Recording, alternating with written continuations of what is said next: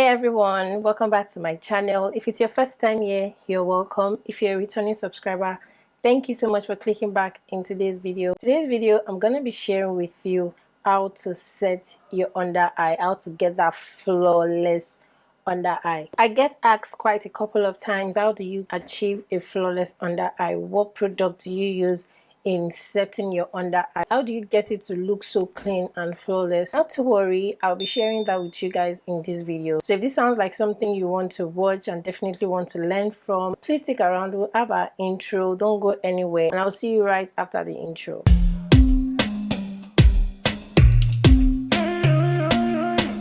Welcome back, babies. So first things first, I'm definitely going to put my hair away. So I'm just going to use this to clip it down so it does not get in the way. So first things first, what you want to do is during your skin prep, you want to take a little bit of your moisturizer underneath the eye, just a little bit. Make sure this area of the eye absorbs that product, like make sure it absorbs it very well. You can use your hand to massage it to ensure that the skin here has absorbed it. The reason why this place, your under eye, always creases is because it has little to no moisture around that area. You're going to use your moisturizer to give that place a little bit of moisture. You go in basically to your next routine. Another mistake to avoid is when applying your primer, taking your primer to this area of the eye.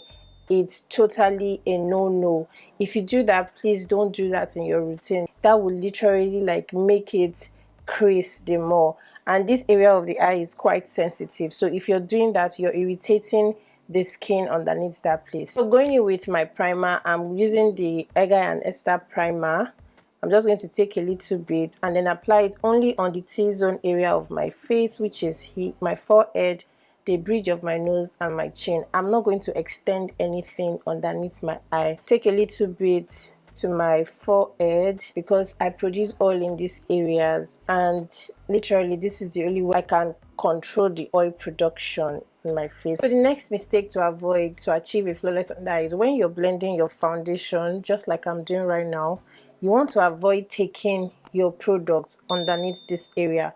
Avoid putting way too many products underneath your eye area. This way the under eye here doesn't have too much products underneath that area. So do well to not take any of your foundation or the products to this area of the eye. Too many products underneath the eye irritates the eye, and that's when you start to see like crease lines. So if you do that, if you pack your foundations while blending, please try to avoid that. Another mistake to avoid is using concealers that are too thick underneath the eye. When you're doing your highlights, you don't want to use concealer that is too thick underneath the eye. If you do that, it takes more time to blend. What you should do is use concealers that are semi-fluid or fluid or a bit watery.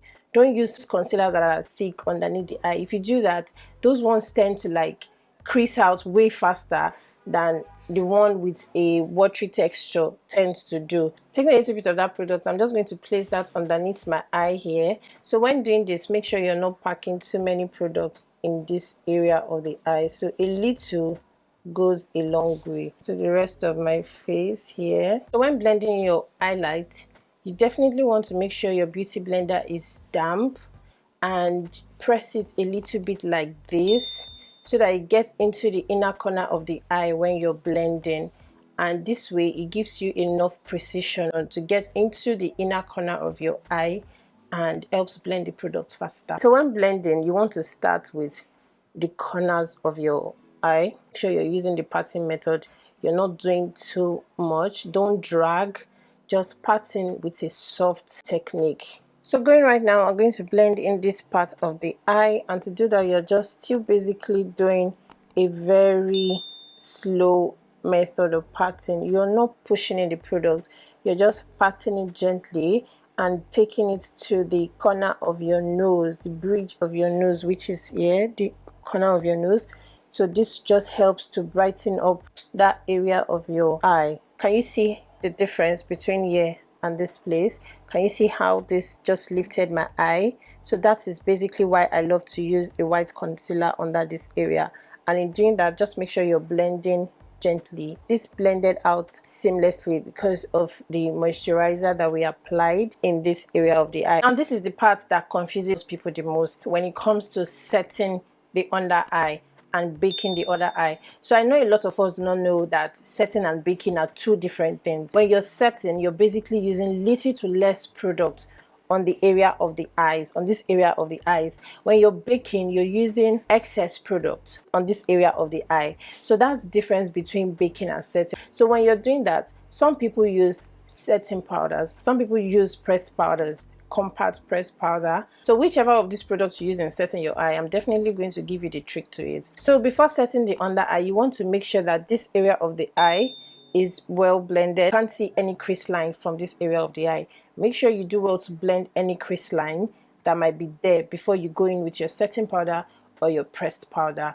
If you do not do that and you just go in straight with your setting powder, whatever you get, like the crease lines you see underneath that area of the eye, is definitely what you're going to get, the same result you're going to get at the end of the day. Your beauty blender doesn't have to be extremely wet. You can definitely use the same beauty blender you used in blending out your foundation to do this technique. Just turn to the other side that has no product on it and use that to apply your setting powder. In setting my under eye, what I like to do is I like to mix these two shades to set my under eye. This one is a translucent shade and this one is a medium to brown shade. So when setting, you're taking a little bit of the product on the back of your beauty sponge and then you're placing it here in the under eye, and once you place it that way, whatever you have left on the product is what you extend to the other area of the eye.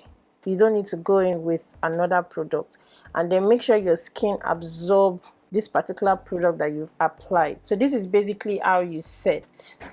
Okay, it's like you legit have no product on the skin, but you have a product on the skin. When it comes to baking, this is how you bake. You take the product and then you apply it to the corner of the nose. Whatever is left, just be a minimalist and just spread it to the other part of the eye, and then you fade it, blend it into the skin. So basically this is how you bake as compared to when you set the face. So this is what your face should look like when you've baked. So I already did my brows and my eyeshadow off camera, of course. In dusting off the excess powder under the eye, what you want to do is take a clean brush, something a bit fluffy and pointed. This one is from the White Glam Eye Essential set, and then you go in with a powder that is 2 shades lighter than your actual skin tone, and I'm using this one from the La Vida Amanda powder palette.